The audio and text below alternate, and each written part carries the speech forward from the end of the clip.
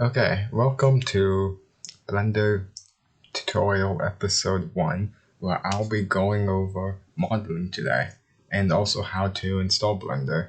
So, so to install Blender for the first time, you're going to go to this website blender.org, which is the official Blender website. Okay, it has a bunch of useful features which I'll show you later. But so this, to download it, you go click this blue button which says Download Blender 2.901. Okay, and I'll take you to this page, and you click the blue button again. And once you do that, it will install for you. Okay, and then you should see this page. Okay, on your first time opening Blender. Okay, when you open Blender, okay, so the settings that we're using are whatever language you want. I'll be using English. We're using the normal Blender shortcut, and we're gonna select with the left key and spacebar play. So we're basically using the default settings. And so now you'll see this screen. Okay, the Blender has all these amazing features to do. General modeling, you can do 2D animation, sculpting, VFX, and video editing. But we're mainly gonna be using this for 3D. So we're gonna click the 3D, the general button. And so when you do that, you should see this nice cube. Okay, this nice cube and the camera and the sunlight. Okay, and so now we'll go over basic shortcuts to help you, and I'll show you the layout. But so to add a new object, what if you just don't like this cube anymore? Like you can either go up to this button, which is add, and click on it. And then there's meshes, which are just primitive ones, like the cube, the circles, and all these other ones. Curves, they take up more space, but you can do nice handy stuff with them, just like all these. But we'll mainly be using meshes. So you can click on a mesh. Let's go with UV sphere. Okay, but you see it's inside the cube. So it perfectly fits inside the cube. You can see the nice outline of the sphere. So what if you want to make the cube invisible? Alright, or just hide the cube from your view. In this spot over here, you can see in the scene collection, there's a little eye next to the cube. You click it, and it'll hide the cube from your view. Alright, so now you can see this whatever object you added. Mine is a sphere. Okay. So yeah.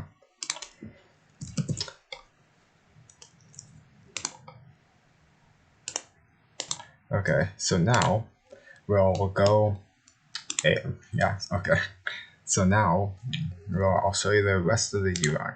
So you see how you see all these nice little cubes. They're called faces. Okay, and each face is made out of 4 different dots in space called vertices, and each vertice, two vertices makes an edge, and those 4 edges make the face. Okay, and so right now you don't know how many edges are in your scene right now. Okay, you can count, but who wants to count when you have all these edges? Okay, but so if you right click down here, there's scene statistics, and it'll show you all your statistics. But so now I'll show you how to move the camera. So on your mouse, the scroll wheel, like the round one in the middle, if you move it up and down, you can move forward and backwards. Okay, and so if you click it down and drag the mouse, you can move the scene around the object that you selected. which is right now in the center. And so now let's go over like moving and rotating and scaling this sphere. Okay. So now the keybind for moving it is G. Okay, see, when you click G, you can freehand move it. But see, when you move it, it moved from the center all the way to here, which is on an angle, and we don't want. So what if you want to move it just directly up? You can press G. You can press G and Z, and Z is the up in Blender. So, and it'll move it up only on that axis. Okay, and that goes the same for X and Y. And this also works for rotate and scale, which I'm about to go to. So now rotate, you can is the keybinds R, and it's the same thing. You can rotate it around the Y, X, or Z axis, depending on how you want it. Okay, and now here's scale. Scale, the keybind is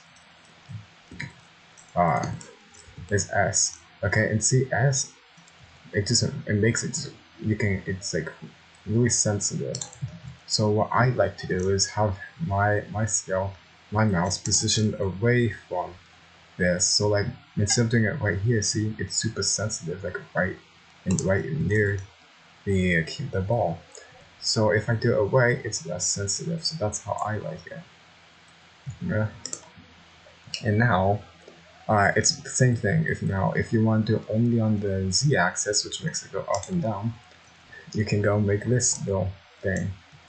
Just same thing for Y-axis or X-axis.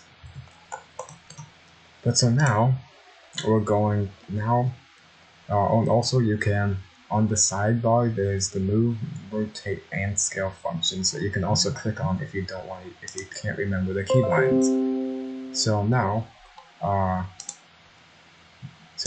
I'll show you how to save your project. Okay, so because this is gonna be helpful in the future, because you don't want to spend like an hour working on something and just have it gone, because that's annoying and no one likes that feeling of all that time spent. So let's go to File and Save, which will bring up this menu, which will bring up a menu, and it's like a normal menu where you can save it. You can go and navigate to where you want to save it, and save. But also you can use Control S to save. And yeah. And okay, so now that I've showed you how to do all that, that's it. We're gonna make a house out of primitives.